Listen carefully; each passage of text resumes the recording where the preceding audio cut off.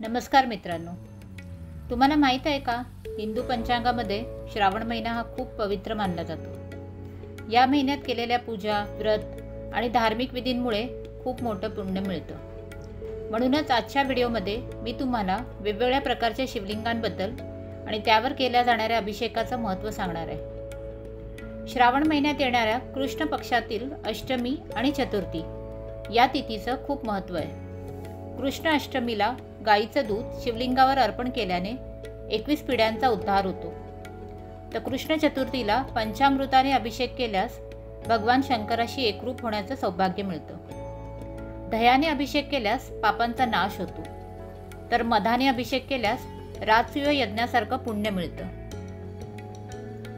शिवलिंग हे प्रामुख्याने दगडाचे बनवलेले असते, पण इतर बऱ्याच पदार्थांपासून शिवलिंग बनवले जाते आणि प्रत्येक प्रकारच्या शिवलिंगावर अभिषेक केल्याचा वेगवेगळा लाभ असतो। उदाहरणार्थ, पाणलिंग याचं पूजन केल्यास लवकर कृपा मिळते, कारण ते स्वयंभू मानलं जातं। स्फटिक शिवलिंग सर्व मनोकामना पूर्ण होतात। चांदीचं शिवलिंग राजसत्ता अधिकार मिळतो आणि पितृंचा उद्धार होतो। पितळ समाधान मिळतं, तर तांब्याचं शिवलिंग आरोग्य आणि दीर्घायुष्य देतं।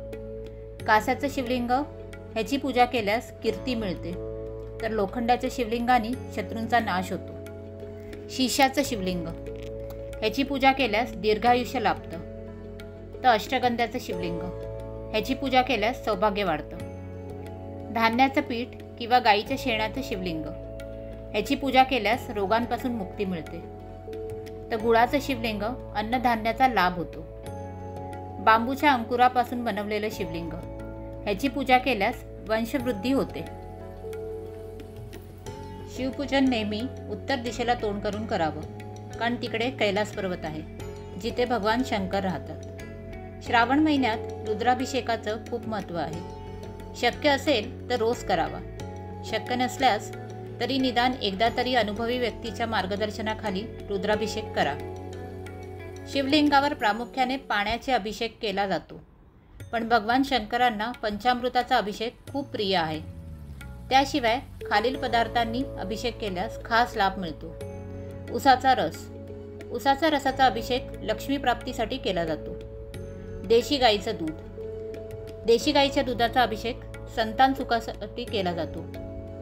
तर दूध आणि साखर, दुधामध्ये थोडीशी साखर घालून जर अभिषेक केला तर बुद्धी वाढते। याशिवाय आपल्याला आवडणाऱ्या गोष्टी किंवा अन्नपदार्थाचा त्याग हाही या महिन्यात खूप फलदायी असतो। ओम नमः शिवाय हा पंचाक्षरी मंत्र रोज जप करावा। तर अशा रीतीने श्रावण महिन्यातील शिवपूजनाचं आणि अभिषेकाचं महत्त्व आपण जाणलं। हा व्हिडिओ आवडला असेल तर प्लीज लाईक करा, आपल्या मित्रांपर्यंत शेअर करा आणि सबस्क्राईब करायला विसरू नका। हर हर महादेव।